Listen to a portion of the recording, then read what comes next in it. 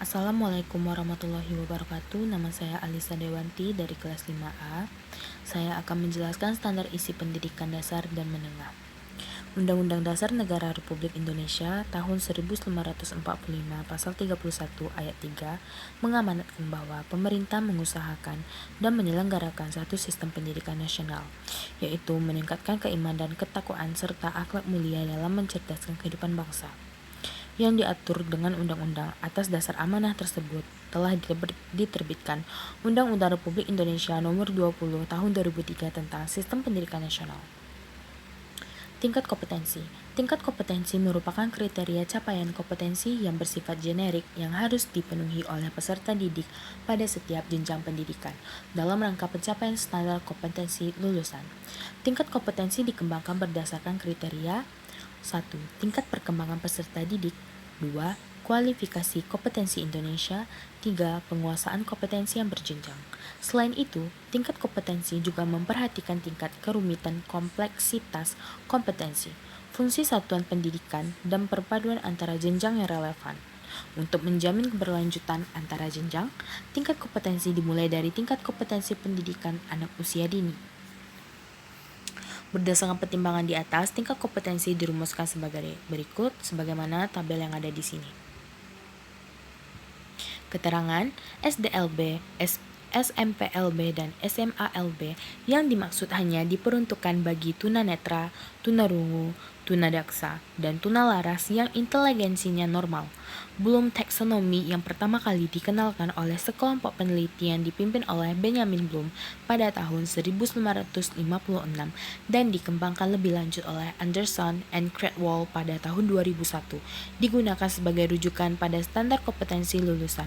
Bloom taksonomi mengkategorikan capaian pembelajaran menjadi 3 dominan, yaitu dimensi pengetahuan yang terkait dengan penguasaan pengetahuan, dimensi sikap yang terkait dengan penguasaan sikap dan perilaku, serta dimensi keterampilan yang terkait dengan penguasaan keterampilan.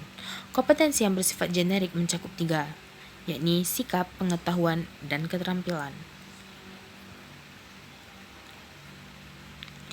Dengan demikian, kompetensi yang bersifat generik terdiri atas 4 dimensi yang mempresentasikan sikap spiritual, sikap sosial, pengetahuan, dan keterampilan. Yang selanjutnya disebut kompetensi inti. Uraian revisi kompetensi inti untuk setiap tingkat kompetensi disajikan dalam tabel berikut. Tingkat pendidikan dasar, tingkat kelas 1 sampai 6 SD. Tingkat kompetensi dan ruang lingkup materi.